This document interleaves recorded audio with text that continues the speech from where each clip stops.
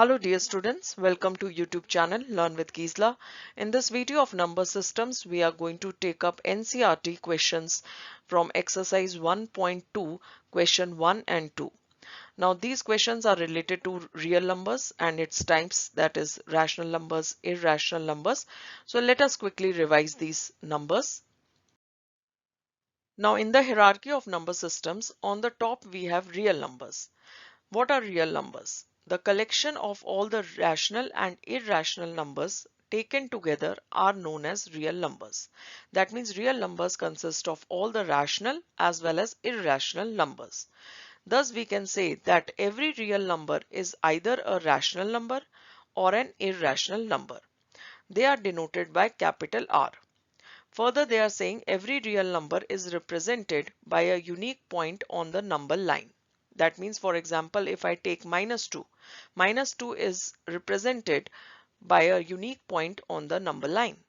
Suppose I take 5 is represented by a unique point on the number line. Similarly, they are saying also every point on the number line represents a unique real number. Suppose I take a point between 0 and 1. It represents half, right? And half is a real number. Suppose I take a point between 0 and minus 1. It represents minus half. So this is also a real number which is represented by the unique point on the number line.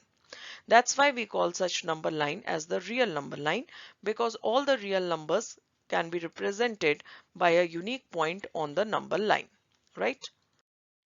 Now real numbers are of two types, rational numbers and irrational numbers. So what are rational numbers? The numbers of the form p by q, where p and q are integers and q is not equal to 0, are known as rational numbers. So these are the three conditions. One, the number should be in the form of p by q. Second condition, where p and q are integers, and third condition, where q should not be equal to 0. So these are the three conditions. If these three conditions are fulfilled, then we say the number is a rational number. Now rational numbers include all the natural numbers, whole numbers and integers. That means they are positives, negatives as well as 0.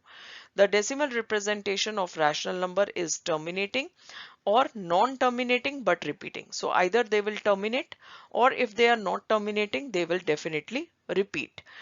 For example, 1.25, 0.175, these two are terminating decimal representation of a rational number. Then we have 0.32 under a bar and 1.27 under a bar. That means these are non-terminating but repeating. In this case, 32 is being repeated, and in this case 27 is being repeated. Actually 0.32 bar means that the digits 3, 2 are being repeated again and again. It is non-terminating but it is repeating, right? Now what are irrational numbers? The numbers which cannot be expressed in the form of p by q, where p and q are integers and q is not equal to 0, are known as irrational numbers. So we cannot express them in the form of p by q. Now further, irrational numbers cannot be expressed as terminating nor non-terminating repeating decimals, whereas rational numbers can be expressed in form of terminating and non-terminating repeating decimals. So what is the decimal representation of irrational number? So the decimal representation or decimal expansion of an irrational number is non-terminating and non-repeating. That means they will not terminate as well as they will not repeat, right? Like root 2, root 3, root 11, pi, and decimal expansion of this sort. These are all irrational numbers. Any prime number under a square root is an irrational number, right? Now let us start with our exercise 1.2. In this video, we are only going to take question number 1 and question number 2. Now question number 1 says state whether true or false and justify your answer. So we have to read the following statements and tell whether they are true and false, and also we have to justify our answer. Every irrational number is a real number. So this is true. And why it is true? Because real numbers include both rational as well as irrational numbers. Second statement, every point on the number line is of the form root m, where m is a natural number. So this is false because there are many real numbers lying on the number line which are not natural numbers. For example, we have negatives also, we have zero also, and we have decimals also, which are not natural numbers. Third thing, every real number is an irrational number. So now this is false because real numbers include both rational as well as irrational numbers. So we cannot say that every real number is only an irrational number. It can be both. It can be either rational or irrational number. For example, 4 is a real number, but it is not irrational, right? It is a real number, but not irrational.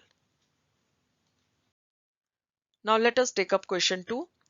Are the square roots of all the positive integers irrational? If not, give an example of the square root of a number that is a rational number. So in this question they are asking, are the square roots of all the positive integers irrational? And if not, you have to give an example of the number whose square root is a rational number. So the answer is the square root of all the positive integers are not irrational because some are rational also. For example, take for example root of 1, that is 1. So it is a rational number. Now square root of 2, it is 1.414 and it goes on. So it is non-terminating and non-repeating. So it is irrational number.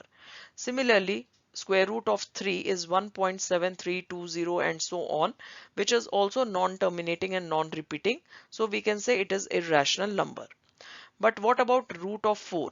Square root of 4 is 2, which is a rational number. Square root of 9 is 3, which is again a rational number. Square root of 16 is 4, which is a rational number.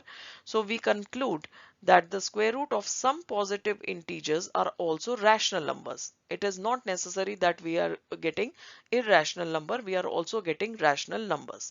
Hence, the given statement is not correct, right? So this is it, children. Hope you have understood both these questions. Thank you, everyone. Have a great day ahead.